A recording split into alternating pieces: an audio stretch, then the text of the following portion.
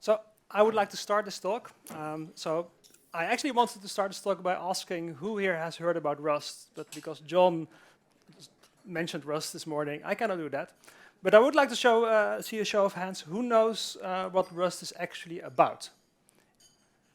That's quite a lot of hands. Who here in the audience has maybe actually written or seen some actual Rust code? It's about the same number of hands. That's interesting. That means that Rust still has a lot of growth potential. Then the final question. So who here thinks that solving a lot of software vulnerabilities in existing C and C++ code bases is simply a matter of rewriting it in Rust? Oh my God, there's one hand. This is maybe going to be a tough crowd for me then. But no, not really. So I would also not put my hand up if someone would ask the question like that. That's not because I don't think rewriting software in Rust is a bad idea. But basically, if you do it, you have to treat it as a new software project that you're starting.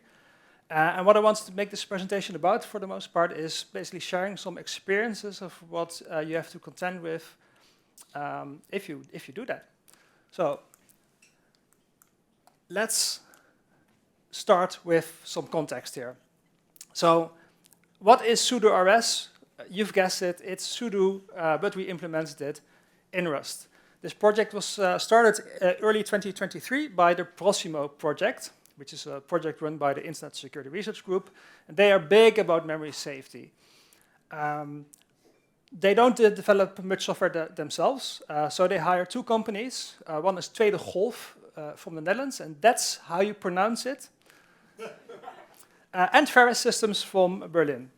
So we got together a nice team of international software developers, 5 people in total, and we started building that. Later, a new open source software foundation was founded called the Trifecta Tech Foundation in 2024, and that's now the new home of sudo-rs, and they're taking care of this. Now you might ask, so I was told to smash that clicker button, and now I know what is meant by that. So why did the Proximo project start, the sudo-rs project? So one of the most well-known software projects is called Rust TLS, or Rustls, which is a TLS implementation written in, you guessed it, Rust. So some of the criteria that they use for selecting software projects that are good to rewrite in Rust are basically that it has to be something that's used everywhere. It has to be something that lives on the security boundary. Performs a critical function on that boundary. So basically, I think if you're mediating a security boundary, that's already critical. And also, there are no current implementations that are written in modern memory-safe programming languages. That's basically their whole thing. They care big about memory safety. So that's the why. But of course, I didn't conceive of doing sudo-rs. So maybe the better question is, for me, why not? I mean, I'm someone, I like modern programming languages. I have a background in academia. I like open source software. I've been using it for 25 years or more. I like contributing to the wider world. And then if someone sends you a message saying, hey, how would you like, as part of your day job, to work on something that can have a huge impact? You can write it in a nice modern programming language. I mean, why not? So that's the honest answer here for me personally. And also, if you think about it, so let's step away from the motivations for the Proximo project to start this. What are some of the motivations that I can think of why rewriting sudo is a good idea, why I can stand behind that? And one is, of course, there exist some alternatives for sudo-rs, or for sudo, but you cannot easily switch to them as a user, because many shell scripts, many other programs, they depend on sudo to mediate that privilege boundary. So yeah, so it's nice that, for example, systemd made run 0, and it has some real advantages, but it's not easy to switch to that. And then the impact is lessened. So if you can make something that's very compatible, that's good. And yes, memory safety is important. So we spoke to Todd Miller, and he estimated that, so Todd Miller is the maintainer of original sudo, and he said that basically 30%, he estimates, of serious vulnerabilities in sudo are caused by memory safety issues. That's actually, by the way, a very low number. It's more typically numbers you will hear quoted are that 70% is caused by memory safety, and that only says something about that sudo is a well-maintained software project. My main motivation, however, for why I would like to write sudo in Rust and why I liked working on it is that there's a lot of business logic in sudo going on. And if you're using Rust, you have a modern language that has a very expressive type system, and it's much easier to express the logic in a way that's maintainable and readable. So if you look at sudo-rs, and I also see that when I look at the number of external contributions that we've had, people find it easier to make modifications in our code compared to this C code base that has to use a lot of like old school C techniques to make the code work. I wrote a blog about this in 2023, re-implementing sudo in Rust when you want more than just a sandwich. And that's because a lot of people think of sudo as just this xkcd command where it's like, make me a sandwich, and that's what sudo does. But when you start implementing sudo, you also need to learn what sudo does, and then you discover that sudo does a lot more than you think. It has a lot of logic in there that's preventing attacks and keeping users safe. For example, it basically starts a whole new terminal to isolate the process it starts. You probably never realize that because it's so well implemented.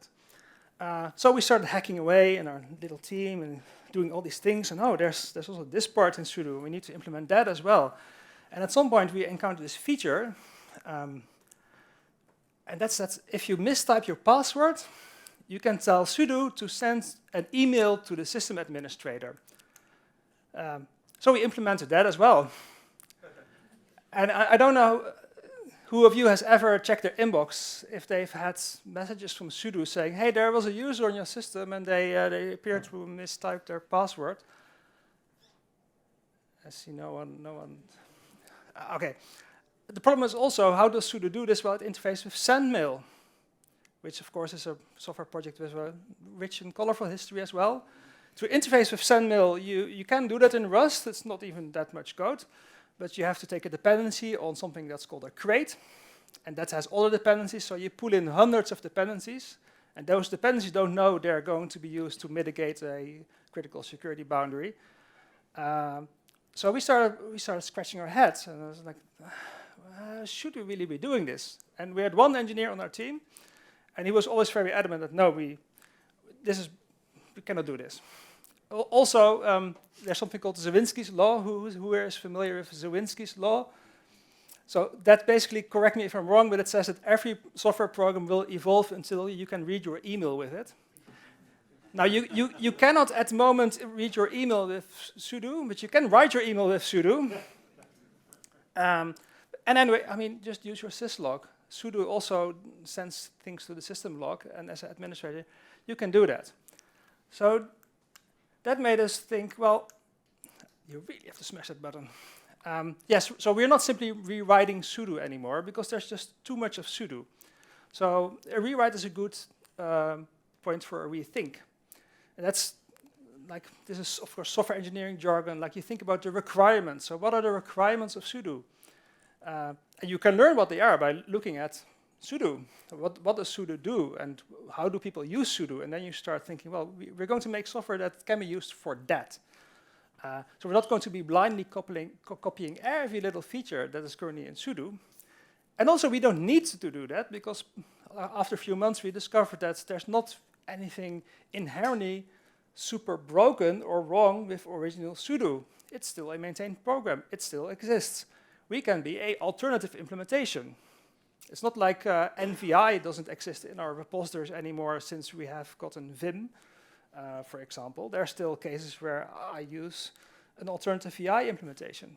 And yes, I am one of those weird people that use VI. Not weird. Good. I have supporters in the audience. Yeah. Also, if you do a blind, dumb, pure rewrite, then what would be the point? So in June this year, a massive vulnerability, massive serious vulnerability was discovered in sudo related to the change root function, which is not memory safety related. So if we had implemented that, then there would have been a chance that we would have also been vulnerable to that, but we didn't. Anyway, of course, if you're going to rethink your sudo, that also means that, so what exactly does it mean to be a drop-in replacement? So we got together as a team in Berlin in an office on a nice May. We just had the press release out that, hey, we're building a new sudo, so the entire internet was dumping on us. And we sat down in a room and started thinking, what features are we going to do and what features are we not going to do? And we used the two most powerful tools in the arsenal of a software engineer, which is a whiteboard and colored post-it notes. And also because we are an international team, so we had columns ja, maybe, and nein. And you could write a feature on a post-it note and then you could attach it there. And I started taking photos. And of course, this is the first photo. And there are some features on here that are now implemented, actually, but they are in the nein column. So but every time we were not happy with the arrangement we made. We started moving these post-it notes around, and you could make more photos, and we started discussing, and this lasted an hour and a half. We really got nowhere until someone noticed that we were always making the same kind of arguments to argue for or against a feature. And then we had the bright idea we should write those down. This is the very first iteration of that. Sorry for the people online that I hit the microphone. So this was written in the corner of the whiteboard in our best handwriting. I see some people trying to read this, but you don't need to, because this is the modern iteration. And there are basically 5 rules. So the first rule is, and it's maybe not that controversial, but it is, I think, the thing that we're going to have the most discussions about going forward. And that's that we care more about security than functionality. So yes, there might be some features in sudo that are really nice and they make your life easier. But if they don't help security, we are less likely to be in favor of that. And I'll have an example of that. And I hope I don't get lynched when I show it. And then there's, I mean, this is of course a no-brainer. Everybody knows the KISS principle. Every solution should be as simple as possible. So complexity is the enemy of good software design, and especially in sudo, where if you make even one tiny mistake, things go wrong really, really fast. And then the other one is, and this is maybe a little bit more tricky to think about, so features solve problems. We don't just add features because we want to have features. So every time you ask us, could you add this? We're going to ask you, how does this, what problem that you currently have is solved by having this feature? And also that problem needs to be something that more people can experience. So it's not just you. And also the problem has to be reasonable. And my favorite example here, so you can tell that we are big fans of XKCD, is heating your spacebar. I see people know this one. That's not a reasonable feature to include. I've called this, this is just pure me, I've started calling these our Berlin criteria. And I'm forgetting actually one. That's the 5th one that we didn't put on the whiteboard. And that was because the internet was dumping on us, because they were looking at our GitHub repo and they were seeing hundreds and hundreds of dependencies. And they were saying, that's too much for a setuid program. And also I heard already some Linux packages complaining that this is hard to package. And we agreed with those comments, and we listened to those comments, and then we put sudo on a diet, and we actually currently brought it down to, I think, 3 direct dependencies, and they're all maintained by the Rust project. So I think sudo is a very lean project, and we want to keep it that way. Now, I'm a history nerd, as well as a computer nerd, so I think everything that you associate with Berlin just adds gravitas to things. So I've started calling this our Berlin criteria. So if you see me mention Berlin criteria on GitHub, this is what I mean. These are our rules. They're also mentioned in our contributors guide. And I think that adds a nice amount of weight to it. So this is the one that I vetoed. And that's that original sudo has an option to insult the users if you mistype your password. So not only does your sysadministrator get an email, but you also get an insult to your face. And I was like, this doesn't need to be in sudo, because it fills the list I just showed. At the same time, a lot of people asked us about this, and then I started coming up with, well, you can make PAM do this, and luckily someone has written a PAM module that allows users to be insulted, and that actually is the final nail in the coffin for this feature, Because you can have this functionality with sudo-rs. This is sudo-rs, and it's insulting me because I mistyped my password. Also, my GDM login screen now insults me because when I mistype my password. So if you like that kind of humor, that's fine, but making you laugh is not a job of sudo-rs, sadly. We're serious. The other one is this. So this maybe expects that the audience knows a bit about how you configure sudo-rs.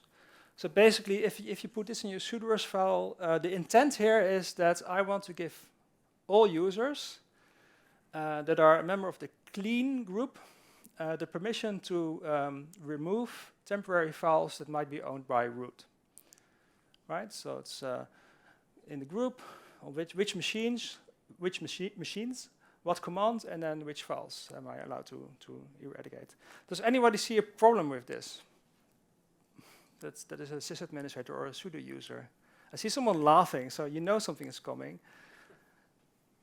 So this is, okay, let me reveal. So if you put this in your sudo-rs configuration, you've actually allowed users to do this. So it's a bit low on the screen, but basically it's, I will read it for the people in the back. It says rm-rf/no preserve root space .tmp. So we're going to remove your entire file system and also maybe .tmp. And the reason for this is that wildcards in original sudo are interpreted textually. So a white space matches that wildcard as well. As a team, we couldn't see any conceivable way that you can use this in a way that's not going to be a massive foot gun for users. So we just removed this. Sometimes in my mind, I'm still thinking like maybe we can make a slightly more restrictive version of this. But then again, no one has requested this feature, so maybe people don't care that much about this. For comparison, original sudo also addressed this problem, I think, a few years ago, and they added regular expressions, like if you want to be able to do this, to be more secure. Now, I don't know how you feel about regular expressions and especially reading them, but for me, they are a write-only solution to things. So we are also not a big fan of doing that, and also adding regular expressions would mean we have to add another dependency. So we're not going to do that, most likely.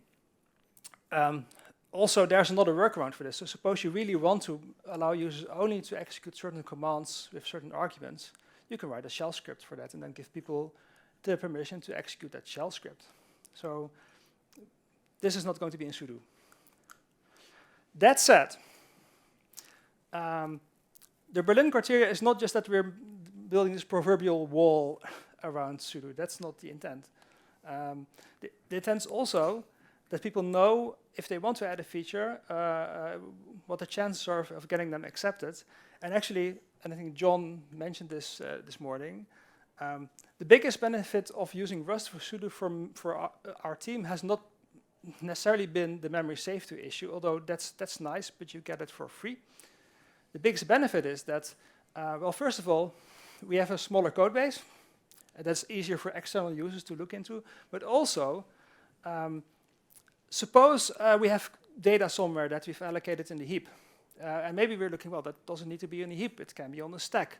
So we're going to change the way it's allocated, and we're going to make some reference changes here and there. If you do that in C, I would be worried with like, is this refactor correct? And especially if it's been written by someone that's I don't know, it's anonymous, they have a nickname on GitHub, do I trust them? But with Rust, this is very easy, because if it compiles and it type checks, the borrow checker has got my back. I know that if they change something here, it cannot typically cause any spooky action over there. So it's also much easier for us to review contributions and be convinced that this code is safe. An example of this is that the password timeout feature has been implemented by an external contributor, and also sudo can ring a bell if it asks you for your password. This has also been contributed by an external user. So these are two modifications in a very crucial section of sudo, which is handles your passwords. And we've just let other people write that for us. One particular contributor that we are very fond of is, I already mentioned, his name is Todd Miller. So Todd Miller is the maintainer of original sudo, which is now called sudo.ws in the new Ubuntu. And of course, well, he has actually contributed to our code base. He has fixed the bug for us. But of course, large parts of sudo is based on sudo-rs is based on his sudo. For example, all of the signal handling and terminal things. There's a lot of wisdom in his code base, and why would we not look at that? And if we think it's good, why wouldn't we take that? So sudo-rs is a derived work of sudo. Also, he has served as a technical advisor to our team. So we have questions, we ask them, and the nicest part is because he has written a sudo, and we have written a sudo, the questions can be typically very brief, like, hey, how did you solve this? And it's like, yeah, you do it like that. And also, we found bugs in his sudo, because we written a test framework where we compared versions, and then he was typically very quick in fixing those bugs in original sudo. So original sudo became a better sudo because of our project. Why I want to also mention this is that I know there are some personalities in the open source world that can be rather spiky. And I could imagine if you've been maintaining something for 30 years, all by yourself, and these young people come along with their newfangled, fancy, flashy programming language, and they're like, we're going to do a better job than you. Then maybe you could be a little bit maybe irritated by that, but not ultimately. He has been nothing but helpful and gracious to us. We have massive respect for that, and I also think this is what open source should be about. I was also struck by Marc Schoolderman's comment this morning, where he said that most people, you may be somewhere where you are right now because of some work someone else did. For me, that's clearly the case. I'm standing here because of work that Todd Miller did. And I think that should be an example to many, many software projects. But also, the fact that sudo for these many years has been maintained by one single person is, of course, also a kind of a danger. So I'm guessing this is also, again, a well-known XKCD, and I think I don't need to explain what I mean with this picture. Somewhere here in London, there might be a bus with your name on it. And so if we've gone through all this trouble to rewrite a sudo in Rust, and then we just don't maintain it properly, or we have a single maintainer situation, we have improved things maybe a little bit, but not that much. And that's where I get to the beyond section of this talk. So how do we solve this problem of making sure that the software utilities is well maintained?